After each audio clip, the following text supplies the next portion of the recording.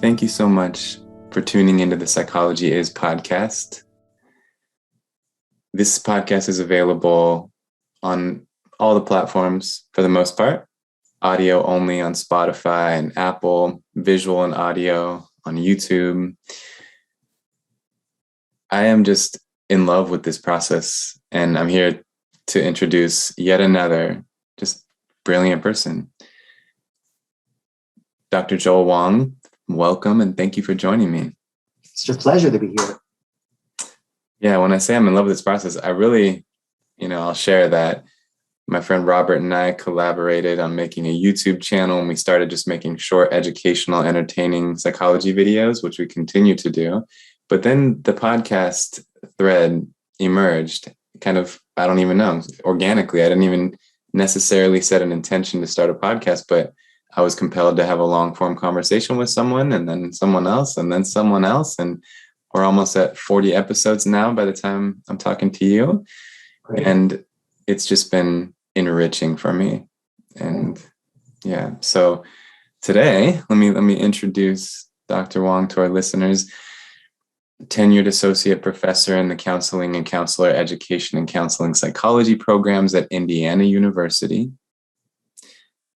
Research interests include Asian and Asian American mental health, the psychology of men and masculinities, and positive psychology.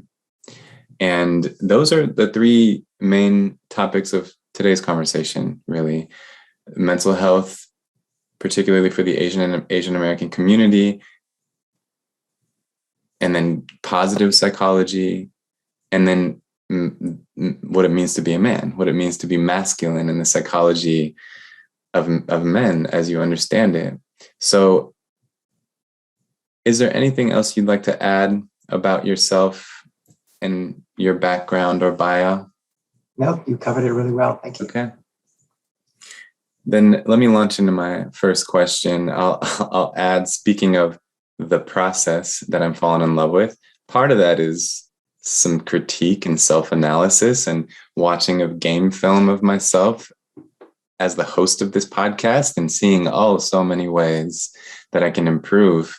And one of the ways I think I can improve is just asking questions more directly without sharing all of my thoughts that led to the question sometimes. So here's my first direct question. What is the importance of using masculinities as a plural word? Yeah, that's a really good question. I think in popular discourse, when you talk to people, so lay people, not academics, you won't really hear the term masculinities being thrown around a lot. It's really something that sort of exists in the area of academia. But that's something that we hope would eventually be picked up by lay people. And the idea of referring to masculinities rather than masculinity, using the plural form, is a recognition that there is no single meaning of masculinity. What does it mean to be a man? Differs not only across individuals, in other words, there's some differences, idiosyncrasies even among people, but it also differs across cultural groups, differs across racial groups and other forms of social groups. And that difference in the meaning of masculinities is both internally as well as externally. Internally in the sense of how people think about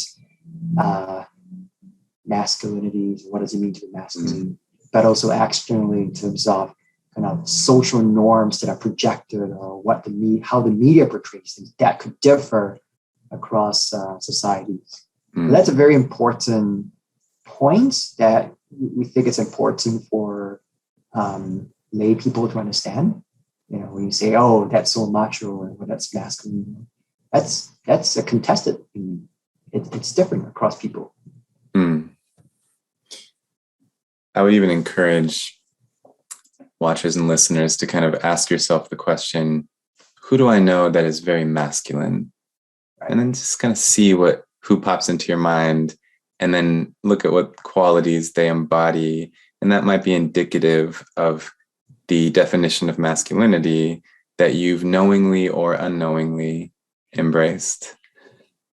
I think that's a good exercise, because it's not always easy to expose our own conditioning and to realize what these schemas are that we integrate into our mind. So let me ask you this. What are some examples of depictions of masculinity across different cultures, or meanings associated with masculinity across different cultures? Yeah.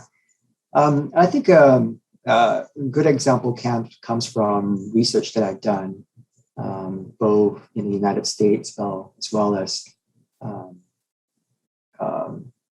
other countries. So one example that comes to my mind is a study that I did in the country of Singapore, looking at Singaporean college students, kind of understanding of social norms concerning, what does it mean to be masculine?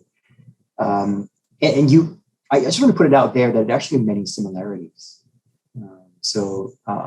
Aspects of one interesting feature that comes up was that to be masculine is not to be feminine, and that's consistent with what we see here, also in the U.S. But there were also some differences.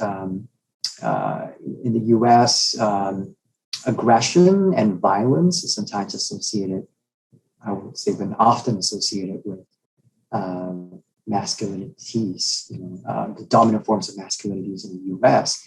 And interestingly, in the study that we did in Singapore, to not be violent was considered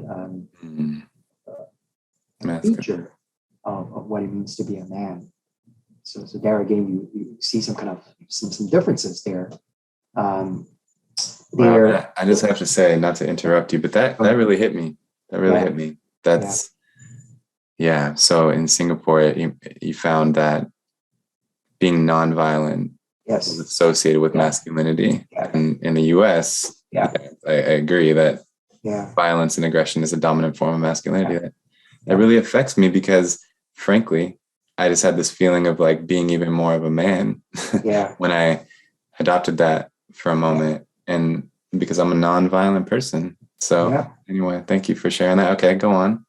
I think it's a very important point, because, imagine if someone challenges a man to a fight and you back down, or you tell yourself you can't back down, because if I back down, I'm less of a man. Well, says who? It's very important to understand that you think that you're less of a man, and you think that somehow you're less masculine. That's not a universal transcendent value. Mm-hmm. Right. It is socially constructed. It is socially influenced. It's not something that is biologically inherent in all men. I think that's an important point to make. Mm-hmm. Mm-hmm. The other things that where the differences are more subtle are where you find similarities across culture, but where the emphasis is slightly different, is greater in some cultures versus others. So one other example would be, you find a great emphasis here in the US an association between masculinities and sports, kind of very sport-centric, being athletic. It's kind of a very big component of what it means to be a man. And of course, if you're not if you're not good at sports, you're somehow less of a man sometimes. This is not research that I did personally, but research has been done again on several Asian countries, and that really doesn't seem to be as important a value at all. What is very important, and this came out also in the research that I did in Singapore, it does show up in the US too, but it is ultra important, in many Asian cultures is the ability to make money, to be a breadwinner. It's very much tied to what it means to be a man.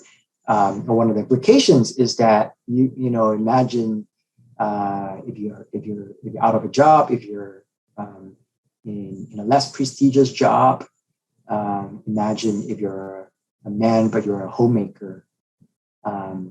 This notion of a stay-at-home dad, which is still not as common in the US, but becoming slightly more common, is very, very rare and extremely stigmatized in many Asian cultures and Asian countries. So this is not that it's different in terms of the meanings, but in difference in the emphasis. See what I mean? Of course, making money seems to be important to in terms of what it means with men. It's ultra important, apparently, in some Asian cultures.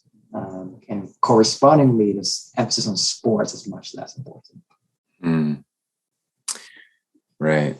And one thing that comes to mind too, based on something you said a couple minutes ago about how for similarities between cultures is that being masculine is being not feminine.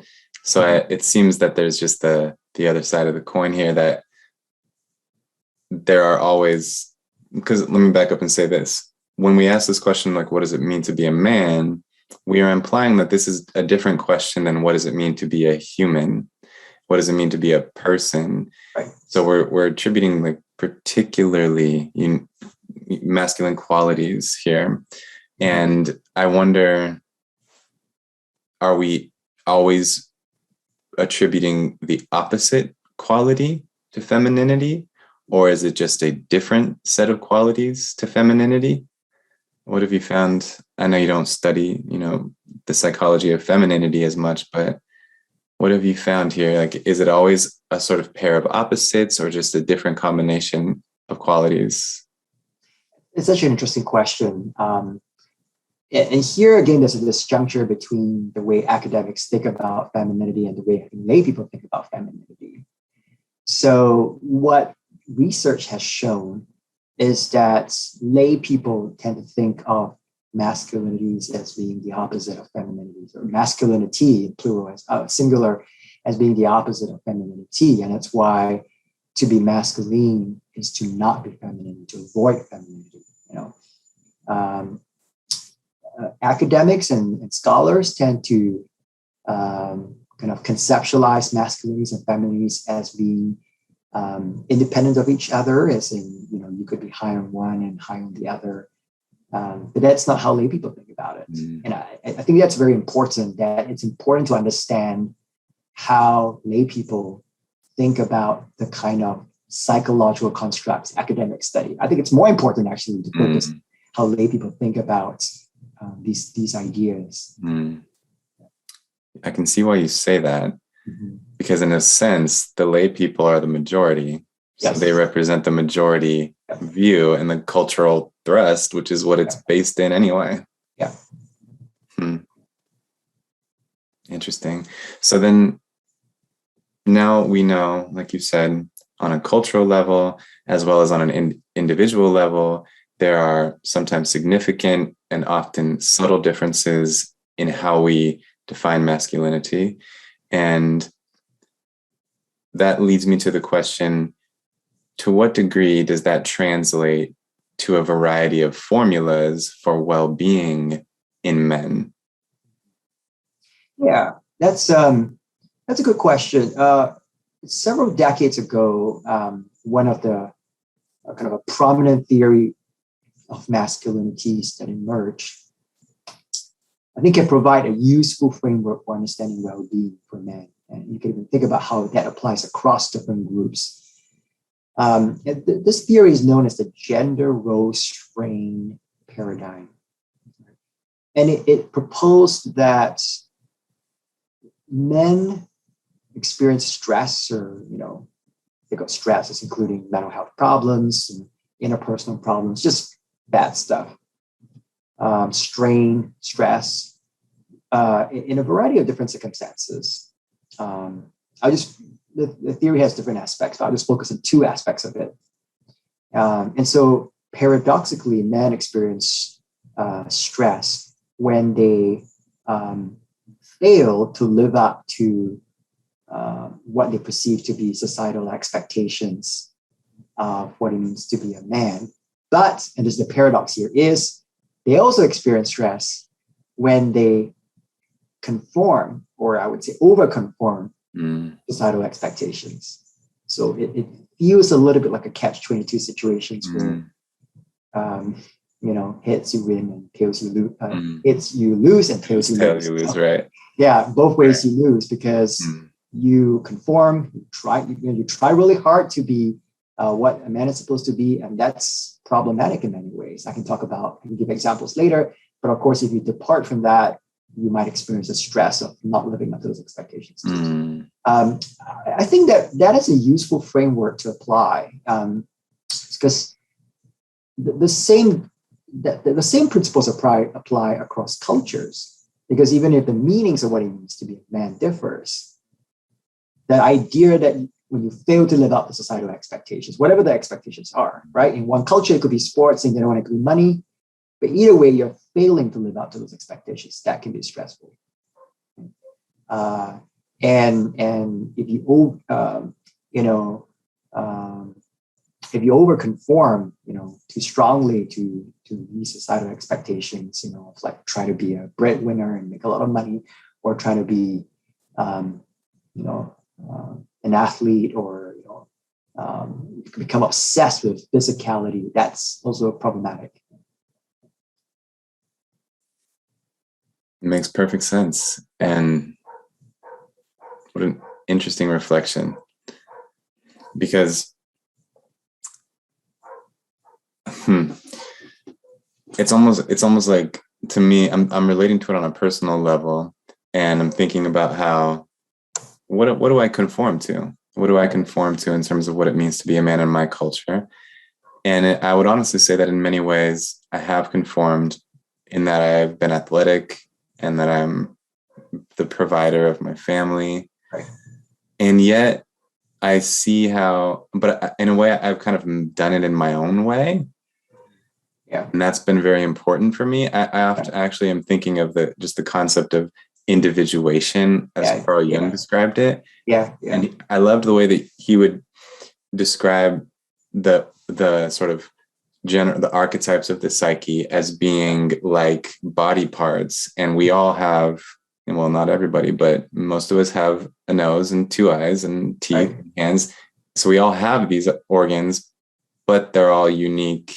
And so in the same way, we can kind of live out life paths that have been lived before, but we have to do it in our own unique way, in an individualized way that feels authentic, if it's going to be satisfying. And I think some people follow it in a way where they don't make it their own.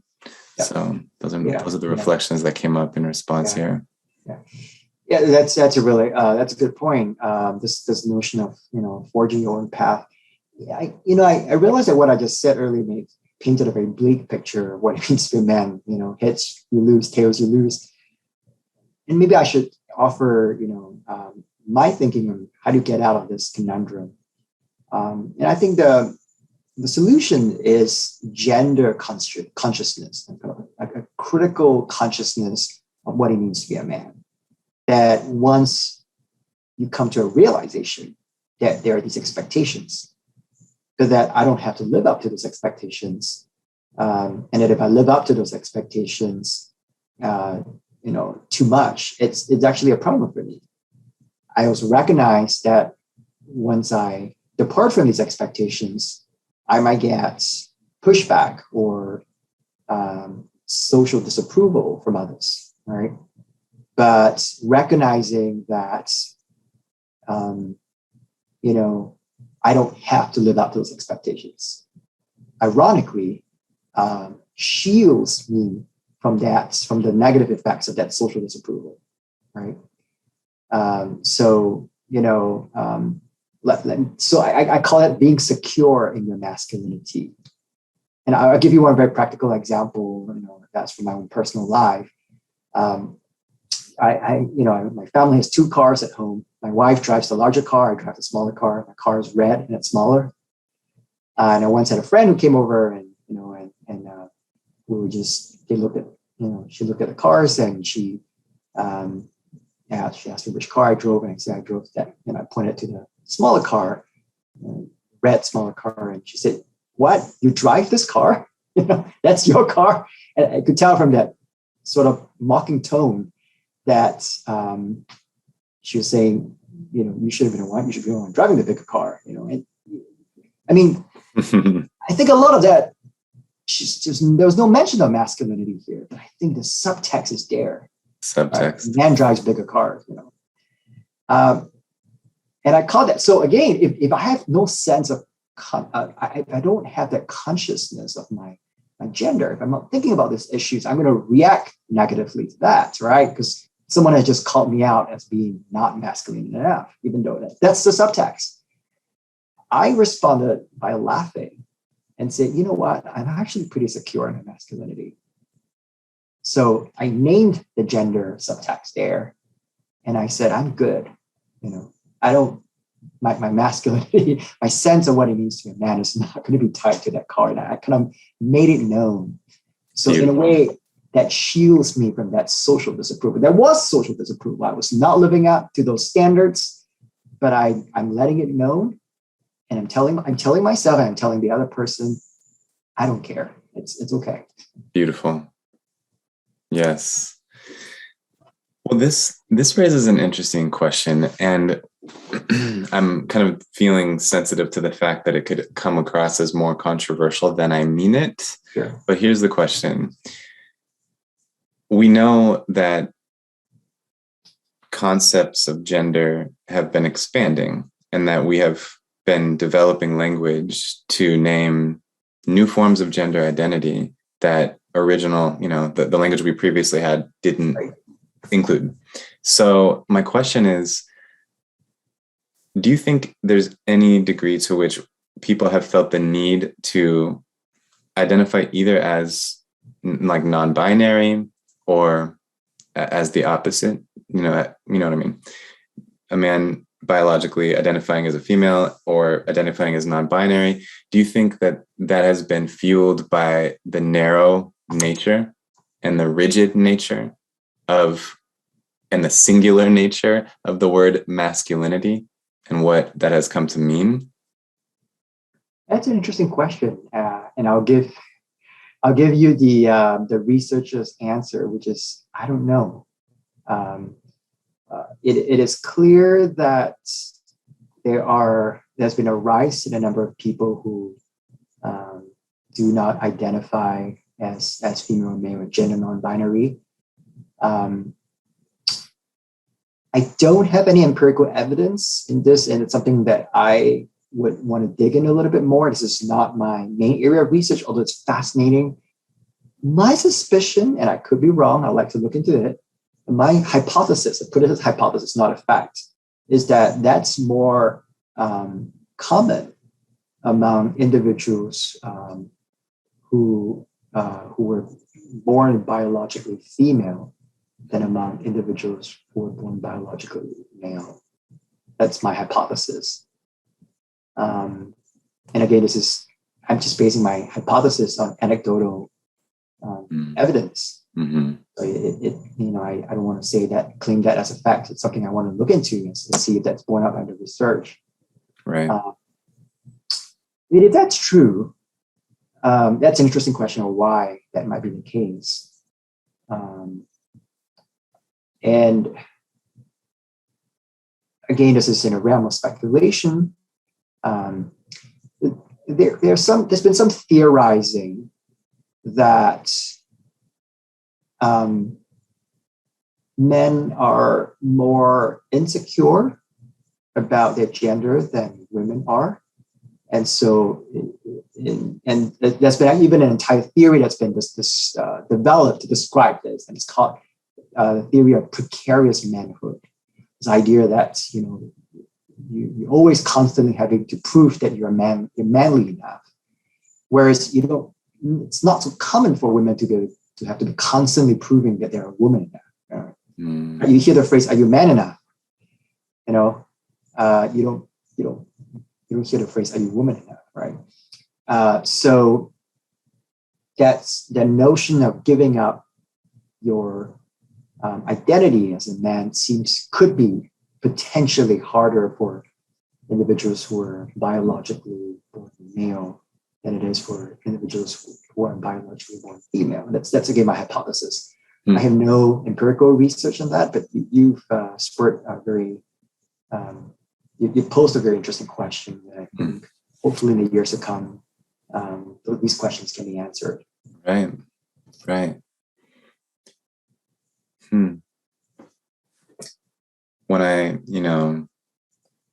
When I was even like posing to the listeners and watchers to think of someone who is very masculine, and I kind of was doing that in my own mind as well. I'm thinking now I'd be willing to bet money that very few people, if anybody, pictured a man dressed in drag walking fabulously down a runway.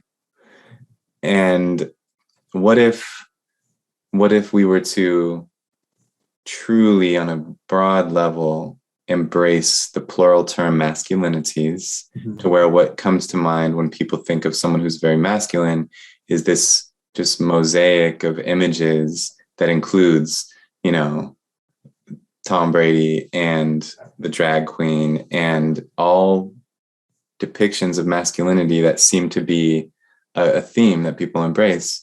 That's what I'm thinking about right now. And I just think that it would directly improve the mental health and well-being of many young men who are dealing with a sense of rejection. Like, I think many people haven't done what you did so well in your example, which is no longer feel like they have to conform to the expectations. So, I do think like this research and what we're talking about has that very positive impact of, I guess you could say, validation or permission to be the type of man that you are, even if that doesn't quite fit stereotyped cultural depictions. Yeah, I agree with you. So let me double check and see if. Yeah, so I guess I already posed the question, but I just wanted to kind of, I guess, encourage all of us who are listening to contemplate this even more. Given the level of diversity that there is among types of men, is there an equivalent level of diversity in what is required for well-being in various types of men and types of people? And like, are there different formulas? I really don't know. And I'm also asking for any further thoughts you have on this, Joel, but I really don't know if there are just some universal principles that anyone can apply to enhance their mental health and well-being, and to what degree that needs to be individualized based on individualizing factors. You know what I mean? Yeah. There's probably no one formula to healthy mental health. Mental health, positive mental health. And I think many of the predictors of good mental health would apply to both women and men, regardless of your masculinities. But I'll just mention one thing, which is that, and this is again research that my colleagues and I have done to show that the more your man's sense of masculinity is dependent, is connected to their self-worth, the poorer their mental health. And that we have found, we have looked at in research. So in other words, if you're constantly checking and asking yourself, am I manly enough? That if I'm not masculine enough, that somehow I'm a worthless person, or somehow I'm less of a human being, or my self-esteem takes a hit. So that your self-worth is contingent. In other words, your self-worth is contingent on how masculine you feel. That is a predictor of poor mental health.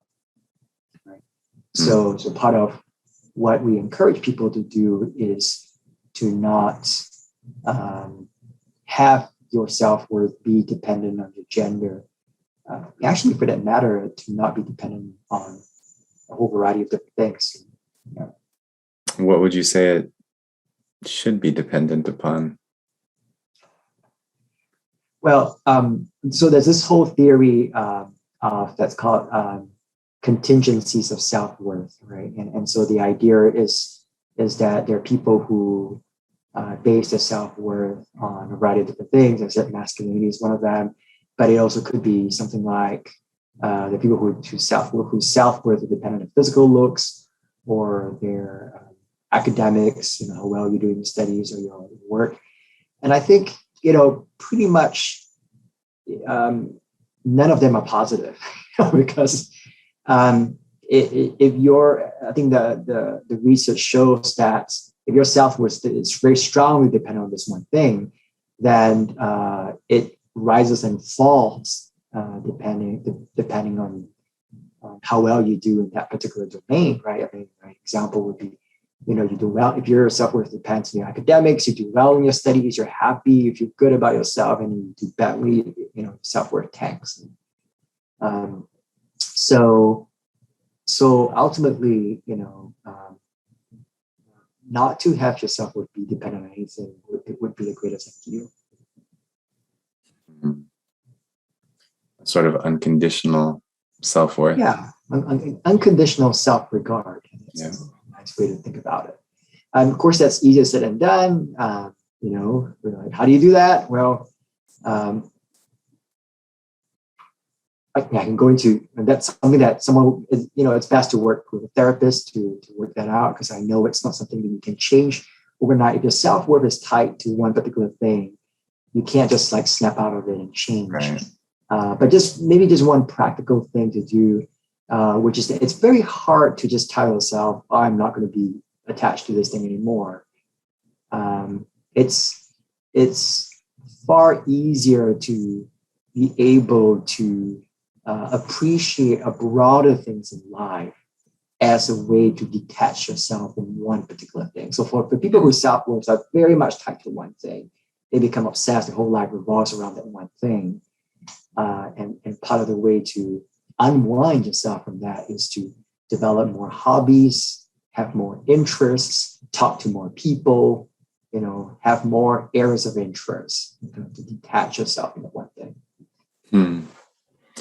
That makes sense. So I'm interpreting that as, instead of kind of turning your focus to how can I detach myself from this one thing, just making the orientation more, what else can I, focus upon in my life? Yeah. And are you saying, as you develop other hobbies and talk to other people and have new experiences, that you're kind of spreading out what your self-worth is contingent upon, or more that you're just like taking attention off of that obsession? Yeah, it's a little bit of both. If you spread yourself out, you're sort of, in a way, no longer putting all your eggs in one basket and saying, this is where I make my stand, and taking the focus away from that one thing. Yes, I like this, and just this idea of contingencies of self-worth. I think that's one of the most important reflections to have. Yeah. When we're self-reflecting. Yeah. To ask essentially, what does my self-esteem depend upon? What are the contingencies of my self-worth? Yeah. Sometimes I've heard the definition of self-esteem as your evaluation of your own self-worth. And so then the question is, what are you evaluating exactly? Yeah. You sometimes the way what your self-worth is contingent on comes not when something is going well, because you're happy, right? You're happy, you don't typically think about this, but when something goes bad. When something tanks and all of a sudden you're completely devastated, or maybe it wasn't even something that was really bad that happened. It was just a minor setback, and you have this disproportionate reaction, and people around you are like, what's going on? Like, why are you reacting so strongly? That's often a sign that if they've hit, you've hit a raw nerve in you, and that you've got something that your self-worth is contingent. Great point. I think it is very easy to overlook that my self-worth is contingent upon things that are already going well. I totally overlook that. But then, I think I'm sure many people can relate too. I'm just thinking of examples being outperformed in a sport and being just devastated, bugged by that for the rest of the day. Yeah. Or big stuff like losing your job, of course. And that's fascinating. Yeah. So somewhat related to masculinities, and also, we're just very organically steering ourselves into a conversation about positive psychology and mental health in general. So I know you've focused particularly on the well-being of the Asian and Asian American population. So I'm curious to know what your findings have been, and if there are any cultural differences on this level too, in the same way we compared masculinity among different culture. Are there different important factors for mental health across cultures? I can definitely talk to that. I mean, I can just summarize some of the most important findings that I found, or maybe some of the more interesting, because not all the findings are that interesting, but some are. A few things. The first, which I think is kind of important to note, is that overall, I'm just going to focus on suicide. The suicide rate for Asian Americans in the US is actually lower than that of the general population, and lower than that of white Americans. It's a very fascinating finding, because you find very high suicide rates in Asian countries, and higher than what you will find sometimes in the Asian American population. So that's one thing. So I kind of always don't want to over sensationalize, and why suicide rates are lower among Asian Americans. I can talk about that if you're interested. It's all in the realm of speculation, but I have some hypotheses. But that's one finding. A couple of other things that might be interesting to note, and this has been talked about quite a bit in the literature, that shame, culturally, shame is a rather salient feature for why a lot of people of Asian descent consider suicide. And that's something I've done, that found that this notion of shame, having a lot of shame, is associated with intentions to kill yourself, kind of suicide ideation. And here, the cultural components to shame too, where in Asian cultures, shame, two types of shame, I would say, even three types of shame are slightly more culturally salient. One is the shame of someone judging you. So not just that you failed to do something on your own, but that the knowledge that others think that you screwed up is really bad. The second is that you've done something that brought shame to your family. So not just that you screwed up, but you've tainted your family's reputation. And the third is even more, I would say, probably the least relevant in Western cultures, is more culturally unique, is the shame of someone close to you, but usually a family member, screwing up. So you didn't do anything bad yourself, but one of your family members, perhaps a child, did something really bad, and it brings you, you vicariously experience a lot of shame, right? But anyway, these types of shames, these types of experience of shame are potentially predictors of suicide ideation in Asian American cultures.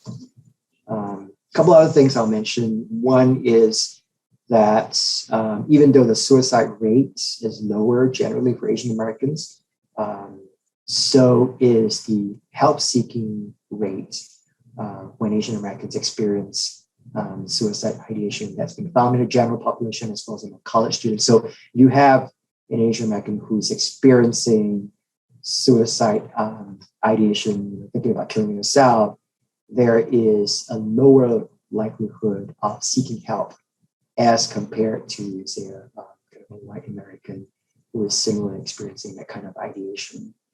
It seems counterintuitive to me that's true, that their help-seeking behavior is lower, yet their suicide rate is also lower. Yeah. And by here, I want to make it clear, I'm referring to psychological help-seeking. So, perhaps seeing a mental health professional, that's often been stigmatized in many Asian cultures. So, I'll just mention two more things and then I'm done.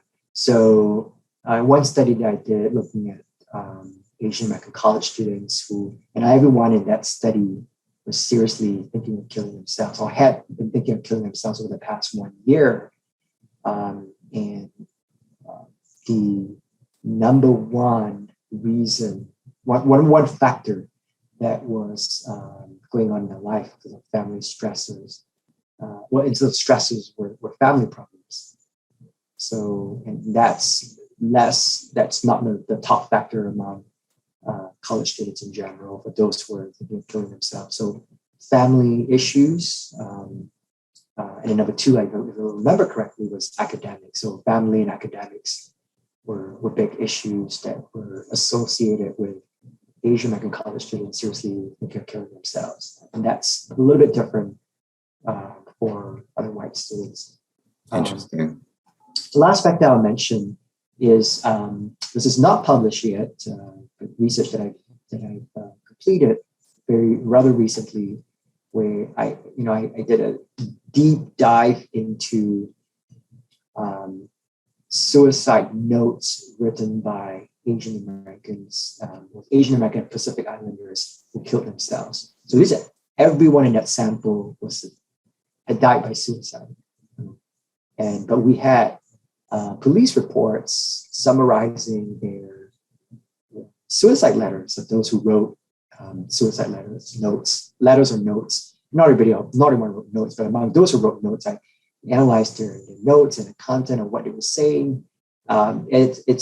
It's fascinating and at the same time extremely morbid, of course. Some conclusions I learned from that study was there is no single pattern in terms of reasons people give for suicide, or descriptions of what to do. Just a variety of different reasons. Some people have been thinking about suicide for a long time, and for some it was very impulsive. But the one thing that was interesting was that in the most common theme across all the different suicide notes was a very high proportion of the Asian American Pacific Islanders in their notes apologized or asked for forgiveness, typically from their loved ones, like family members, for their suicide. It was very, very poignant. And I think this is both interesting as well as provides some room for interventions, because one could argue that it's culturally salient, and that there's a recognition that you've done some harm to your family, by leaving, and that what you did is going to cause a lot of harm. But it could also provide the opportunities to provide suicide prevention in the form of being able to help Asian Americans who are feeling suicidal recognize how much their family members are going to be hurt and miss them and want them to be around and can't bear to see them leave. And that could potentially be a protective factor. So even that was showing up in those ambivalence and regrets, even in those letters, even as they kill themselves. I've given you a lot. Yeah, but it's all just relevant and makes me so sad. I'm just feeling a lot of sadness right now thinking about that. And I imagine that helping a suicidal person recognize that this could devastate their family can be very powerful indeed. And to do that without instilling guilt, I imagine requires tremendous skill. But you are actually catching them before they've done the act. So guilt isn't necessarily implied. Right. So so am I understanding you right that you didn't necessarily find family to be as much of a related factor to suicidality in other demographics? Oops, I'm sorry. No problem. It's okay.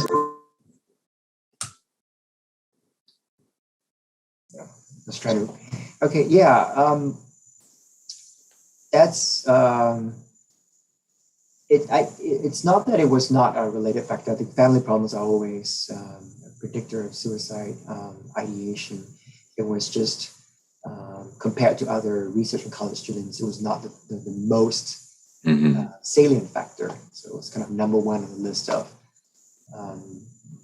Asian American college students who were seriously killing themselves. That was the number one problem they had in their lives. Did you, this is a personal question, but was there anything in your personal life that made you particularly interested in the psychology of suicidality in Asian and Asian American? No, I often get asked this question. Short answer is actually no. So, some people would ask, did I have a family member, who died by suicide, or was it, something I personally experienced early in my life? And no, this was, many reasons why I became interested in this area.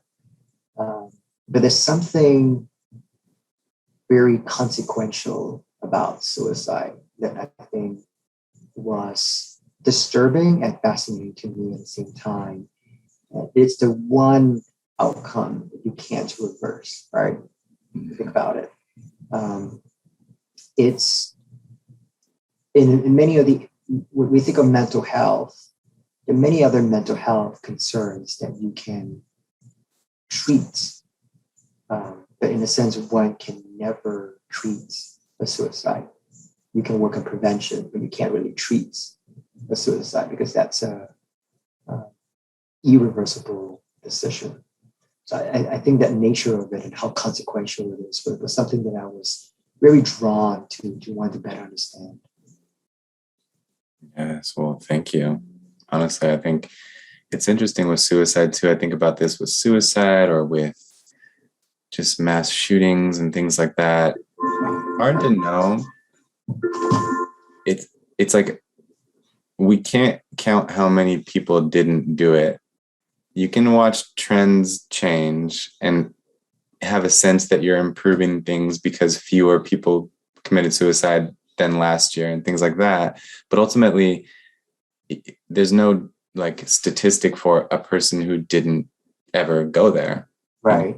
So it's like it's hard to calculate just how positive of an impact someone like you in this research is having. So I really do just thank you. And I think so many people are incredibly grateful for people like you who are systematically understanding the psychological factors contributing to suicidality. Yeah. Nick, I just wanted you to know I might have to leave in a couple of minutes, so we might have to speed up the process. Totally. No, it's okay. I appreciate your time. Well, let's go into shame a little bit. I wasn't planning to go here, but everything you just brought up about shame, I think, is pertinent. So in the little tiny bit of time that you have left, what would you say as guidance or what is known empirically about how a person can process shame, prevent becoming ashamed, or overcome shame? Yeah. That's a good question. So one of the best explanations for shame and how it's different from guilt that I've read is this, that guilt is about feeling bad about something you've done, whereas shame is an assault on yourself. So you're feeling bad about yourself. And it's a very painful experience of like my entire self is tainted. Guilt is actually not necessarily a bad thing. I would argue it's actually adaptive in many ways. Guilt keeps us from doing a lot of bad things. And guilt sometimes leads us to restoration of the bad things we've done, right? Restoring a relationship or restitution. It's not always bad. Shame, on the other hand, research has shown tends to be associated with a lot more negative outcomes. And shame is often associated with this feeling of you want to shrink, you want to disappear. Have you ever had the experience of like, I wish the ground would open up and swallow me up and I want to just run away and disappear? That's often kind of what comes out for shame. And if you think about it, this notion of wanting to disappear, wanting to just shrivel up, the ultimate path you could take is suicide, right? It's why you can see that connection there. And I would say that, and it's a very simple thing, but the first step to healing from shame is simply to acknowledge it. Because I think a lot of people don't even realize that they're experiencing shame. And so very often when you're doing work with a therapist, what the therapist does is to name what you're feeling and what you're experiencing is shame. So paradoxically, I think when you're able to put a name to your experience, to name it, to acknowledge it, to say that's what I'm experiencing, then the shame would slowly over time lose its power. If not, it becomes this mysterious thing that's lurking around the back that you seem to feel like you want to shrivel up, you seem to feel like something's wrong, but you're not able to grasp what exactly you're experiencing. That's extremely helpful. Thank you. Yeah. And I'll honor your time. I know you need to go. So I'm sure I'm speaking on behalf of everyone who has listened to this entire conversation. Your insight has been valuable. And thank you for being a guest on the Psychology Is podcast. And yeah, just thought-provoking conversation. Oh, you're welcome. It's a pleasure. Well, I'm glad to be connected. And I'll reach out to you again, I'm sure, soon to let you know when this is published and possibly for other reasons too. I'm happy to be connected. Yeah, it'd be great if you could send me the, if I wouldn't mind listening to whatever you've done. Okay, perfect. I apologize for the phone. I knew that would happen. I was trying to find a way to unhook my phone and it sort of made things worse. And so I put the phone back and instead of ringing the moment I put it back. So I was just no problem at all. Like we just, we got a chance to talk to a professor in his office. So they're going to get some phone calls and books in the backgrounds. It's part of the brand today. So it worked out. No problem at all. Thank you again. All right. Yeah. You take care. Bye-bye. You too. Bye. I hope you enjoyed that conversation. I sure did. Reflections on this idea of masculinities as a plural word and acknowledging a much greater variety of what it can mean to be a man.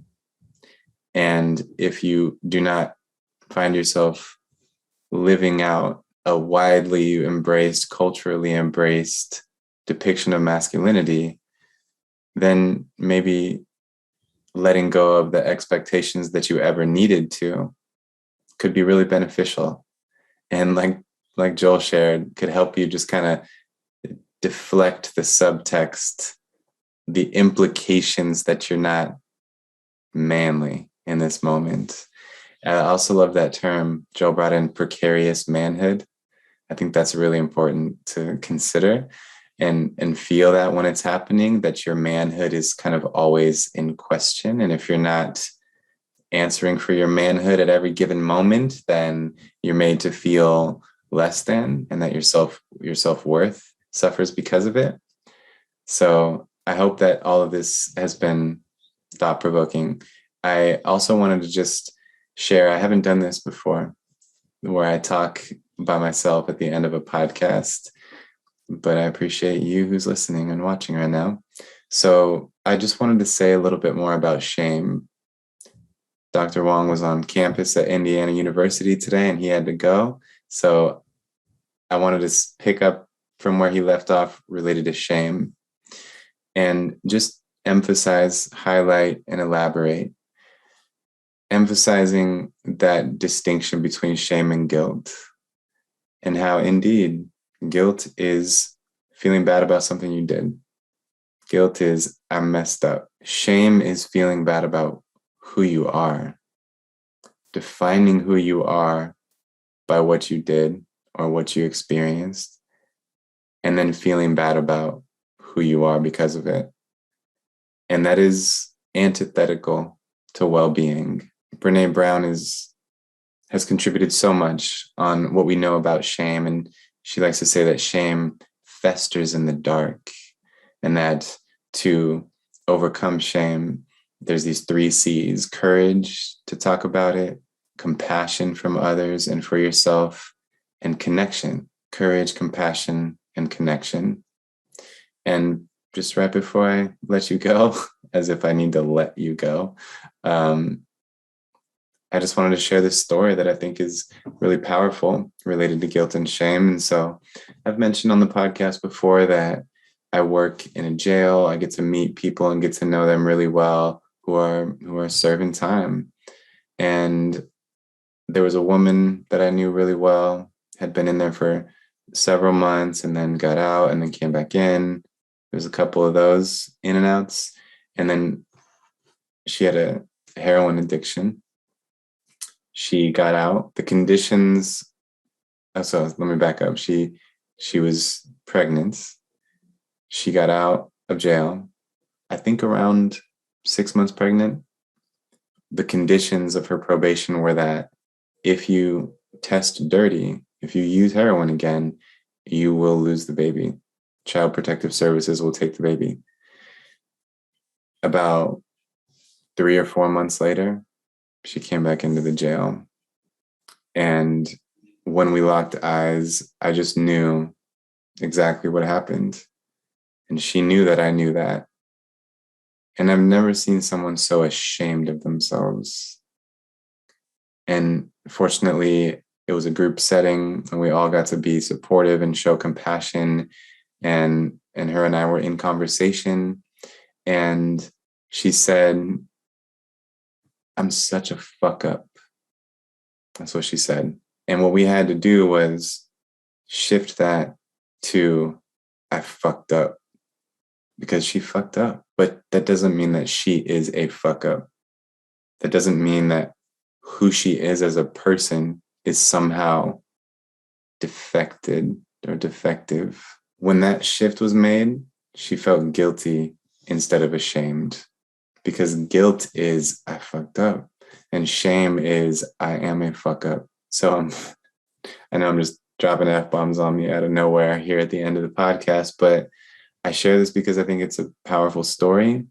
And it turned out like she, as far as I know, started doing much, much better from that point on. Shame, I think, would have sabotaged her recovery. Guilt is based on our conscience. It's us being morally accountable to ourselves. But we can understand that our behavior is often caused by factors that are outside of our control or that are very difficult to control. And so when you begin to understand, why someone has done what they've done or why you've done what you've done, and you can point out the factors in your past that shaped you into the person who would do something like that, you begin to forgive yourself or forgive the person, and you feel a release from shame, even if you still feel guilty. It allows you, when you're no longer ashamed of yourself, to learn from the things that you feel guilty about and to maintain a loving relationship with yourself, one that will propel you on the path of transformation and growth. So hopefully this has been a valuable encore of the podcast today. And as always, thank you for tuning in. Until next time. If you like this video and you want to see more, please subscribe.